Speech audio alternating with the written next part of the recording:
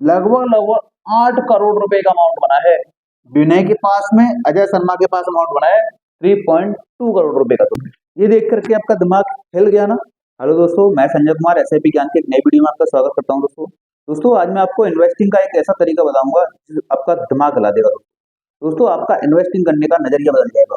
दोस्तों आप अपने रिस्क के अनुसार इन्वेस्टिंग अगर करते हो तो आज का वीडियो आपके लिए बहुत ही इंपॉर्टेंट होने वाला है। दोस्तों अगर आप इन्वेस्टिंग में रुचि रखते हो, इन्वेस्टिंग करते हो या स्टॉक मार्केट के बारे में बेसिक भी जानते हो तो भी आप जो मैं आज कैलकुलेशन आपको बताऊंगा वो आप आराम से समझ जाओगे। दोस्तों आज दोस्तों दो दोस्तों की आज मैं रियल कहानी आपको बताऊंगा, जिसके माध्यम से आपको समझ में आ जाएगा कि इन्वेस्टिंग अगर सही तरीके से की जाए तो उससे बहुत पैसा बनाया जा सकता है।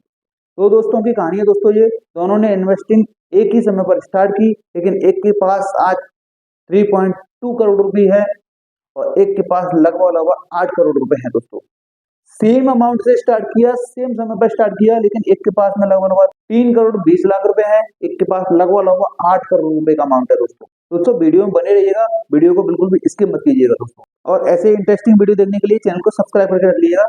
ये कहानी है दो दोस्तों की, एक का नाम है अजय शर्मा, दूसरे का नाम है विनय। दो दोस्त थे, तो दोनों लोगों ने अपनी अपनी पढ़ाई साथ में कंप्लीट की। दोस्तों ने दोनों लोगों ने इन्वेस्टिंग की जर्नी भी साथ ही शुरू की। दोस्तों तो दोस्तों 1995 में 8 अक्टूबर 1995 को Nippon India growth fund regular plan उस समय पर लॉन्च हुआ था। दोस्तों ठीक है ना। तो उसकी एनएबी की जो प्राइस थी 10 रुपए की एनएबी थी। निप्पॉन ने एनओपी जारी किया था, उसमें एनओपी में एक यूनिट की जो वैल्यू थी वो 10 रुपए पर एनएबी के हिसाब से वैल्यू थी। ठीक है ना। तो दोनों दोस्तों ने 1-1 लाख रुपए का अमाउंट इसमें इन्वेस्ट किया। ठीक है ना। और 1 लाख रुपए का अमाउंट इन्वेस्ट किया तो 10 रुपए एनएबी के हिसाब से दोनों के पास में 10-10 हजार की यूनिट दोस्तों आ गई थी उस समय पर। 2010 में 16 सितंबर को इन दोनों की वैल्यू कितनी बन जाती है, इस चीज को देखते हैं जरा। इस समय 16 सितंबर 2010, ठीक है ना। इसको भी बताने का मेरा एक रीजन है इस डेट में। ठीक है ना। इस समय जो एनएबी की प्राइस जो इसकी हो गई थी कंपाउंडिंग ग्रोथ होते हुए, या इसकी जो एनएबी की प्राइस, इस फंड के एनएबी की जो प्राइस हो गई थी लगभग लगभग दोस्तों 510 रुपए एनएबी की प्राइस हो चुकी थी उस समय पर। अजय शर्मा का जो 1 लाख रुपए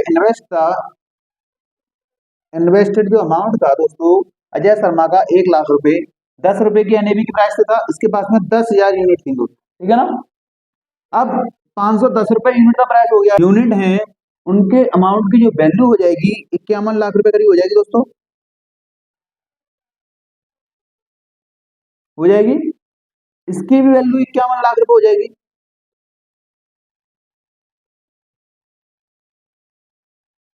ठीक है ना दोस्तों।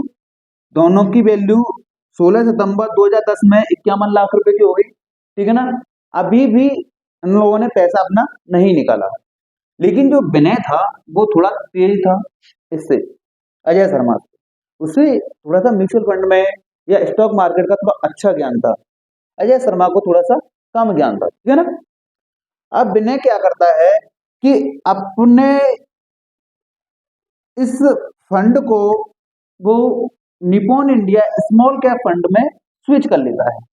ये स्विच करना क्या होता है दोस्तों कि एक फंड से, एक फंड के अमाउंट को, एक फंड को बेच करके आप दूसरे फंड में चले जाते हो, या सेम एएमसी के फंड में आप चले जाते हो, तो उससे बोलना है स्विच करना। ठीक है ना। तो इसने क्या किया कि 16 सितंबर 2010 को निप्पॉन इंडिया स्मॉल कैप का एनएफओ लॉन्च हुआ दोस्तों। ठीक है ना। 16 सितंबर 2010 को निप्पॉन इंडिया स्मॉल कैप का एनएफओ लॉन्च हुआ। उसके जो एनएबी की प्राइस थी वो 10 रुपए थी। ठीक है ना। 10 रुपए पर एनएबी इसकी प्राइस थी उस समय लॉन्च हुआ।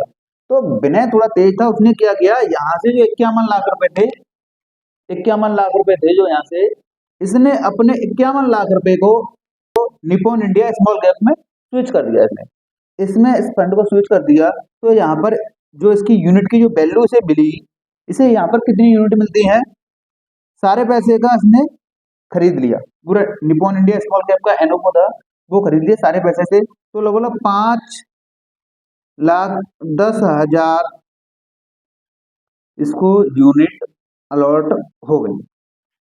ध्यान से देखते जाइए, इसकी जो यूनिट यहाँ पर निप्पॉन इंडिया स्मॉल कैप में इसने स्विच कर लिया और 5,10,000 इसको यूनिट यहाँ पर मिल गई, ठीक है ना। इसने कहीं भी स्विच नहीं किया, ये इसी फंड में बना रहा है। ध्यान से देखते जाइए, अजय शर्मा इसी फंड में बना रहा है। दोस्तों अगर आप वीडियो को बिल्कुल भी स्किप करते हो तो आपको बिल्कुल कैलकुलेशन समझ में नहीं आएगी, इस चीज का ध्यान रखना। निप्पॉन इंडिया स्मॉल कैप में अजय शर्मा बना रहा। जब ये वीडियो शूट हो रहा है दोस्तों 30 जनवरी 2024 को, इसकी जो एनएबी की जो प्राइस है अभी लगभग 3220 रुपए, सॉरी 3219 रुपए पर एनएबी की इसकी प्राइस है अभी Nippon India growth fund regular plan की, ठीक है ना। और स्मॉल कैप की कितनी है इसकी, अगर हम बात करें तो 30 जनवरी को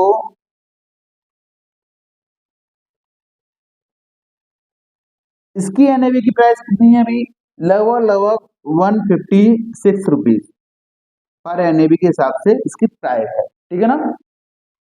अब होता है असली खेल शुरू दोस्तों, ठीक है। मैं भी कुछ मिटा देता हूँ यहाँ से।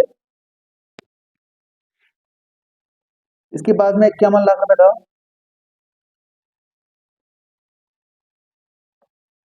चलो मैं यहां से मिटा देता हूँ, ठीक है। इसके पास 51 लाख रुपए था, ठीक है ना। अब क्या होता है, अजय के पास में निप्पॉन इंडिया ग्रोथ फंड की यूनिट है, ठीक है ना। तो अगर हम इससे कैलकुलेट करें इसकी 10,000 यूनिट को, तो लगभग 3.2 करोड़ रुपए का अमाउंट इसका बनेगा अजय शर्मा का, अगर हम 30 जनवरी की बात करते हैं 2024 की, तो ठीक है ना। अभी तक उन्होंने पैसा नहीं निकाला है किसी ने भी, इन्वेस्टिंग जर्नी साथ साथ शुरू की, विनय ने थोड़ा दिमाग लगाया, इसने स्विच कर लिया यहाँ पर आकर निप्पॉन इंडिया स्मॉल कैप एनओवो में, ठीक है ना। रिस्क लिया इसने, रिस्क देखो, ये जो अमाउंट बनेगा दोस्तों वो रिस्क के ऊपर बनेगा, रिस्क कौन कितना ले पा रहा है, ठीक है ना।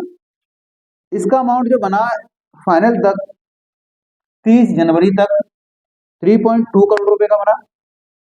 विनय के अमाउंट की अगर हम बात करें, विनय का अमाउंट कितना बना, विनय के पास यहाँ पर कितनी यूनिट थी दोस्तों, लगभग 5,10,000 यूनिट थी विनय के पास निप्पॉन इंडिया स्मॉल कैप की, ठीक है ना। तो इसे हम इससे मल्टीप्लाई करेंगे,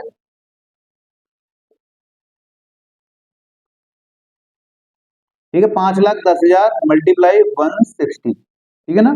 तो इसके पास लगभग अमाउंट बनेगा दोस्तों 7.95 करोड़ रुपए का अमाउंट बन जाएगा,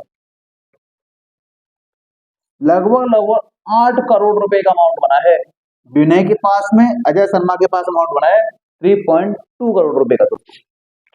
दोस्तों विनय ने थोड़ा सा दिमाग लगाया, 1 लाख रुपए इन्वेस्ट किया है, 30 साल लगभग 30 साल हो गई, 29 से 30 साल का टाइम पीरियड था, 1 लाख का इसने बना दिया 8 करोड़, अजय शर्मा ने बनाया 3.2 करोड़ रुपए। अगर आपको ऐसा लगता है कि ये कैलकुलेशन सही नहीं है तो आप इनकी एनएबी उठा करके कहीं साइट पर जाकर के, नेट पर जाकर के इसकी एनएबी आप चेक करके कैलकुलेशन कर सकते हो। ये दो लोगों की इन्वेस्टिंग जर्नी है, जहां अजय शर्मा ने लगभग 3 करोड़ बनाए और विनय ने लगभग 8 करोड़ रुपए बनाए, 1 लाख रुपए साथ साथ इन्वेस्ट करने के साथ में। तो दोस्तों कुछ अगर स्मार्ट इन्वेस्टिंग अगर हम करें कैलकुलेशन लगाते हुए, तो हम एक अच्छा फंड जनरेट कर सकते हैं आने वाले 10 से 20 साल या 30 साल के बाद में। दोस्तों ये देख करके आपका दिमाग हिल गया ना, कहाँ एक ने 3 करोड़ रुपए कमाए, कहाँ एक ने 8 करोड़ रुपए कमाए। तो दोस्तों इन्वेस्टिंग करते समय हमें अच्छे से समझ लेना चाहिए और अपने रिस्क को ध्यान में रखते हुए हमें इन्वेस्टिंग करनी चाहिए। अगर आप थोड़ा सा अवेयर होकर के सीख करके इन्वेस्टिंग करते हो तो आप भविष्य में एक अच्छा फंड जनरेट कर सकते हो। दोस्तों ऐसे ही वीडियो देखने के लिए चैनल को सब्सक्राइब करके रख लो, जिससे कि जैसे ही मेरा वीडियो अपलोड होगा आपके पास नोटिफिकेशन आता रहेगा। दोस्तों वीडियो आपको अच्छा लगा हो तो वीडियो को लाइक करके जरूर जाइएगा दोस्तों। धन्यवाद दोस्तों, जय हिंद।